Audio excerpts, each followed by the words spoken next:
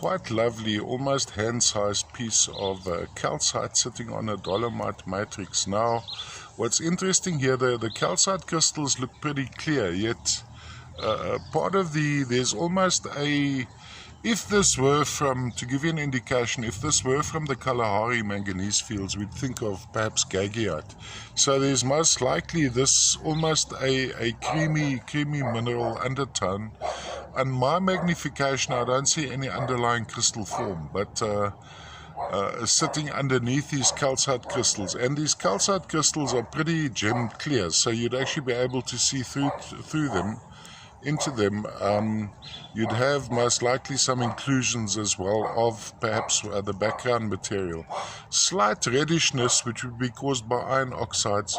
Also at times I wouldn't be surprised to find a little bit of malachite associated. If you see the green, I don't see any green here on this particular piece, but let's have a closer look. We'll just see if we can zoom in a little bit. Slight, there we go, that's pretty accurate from a color point of view. Let's go in there. So from a display point of view, can be displayed like this, going around there, across like that. Of course, almost a hand-sized piece, so a pretty large specimen. The matrix or the base would be this, but this in itself is also a display specimen. This specimen could actually be trimmed up to create various. Looking from the top down, we have this effect.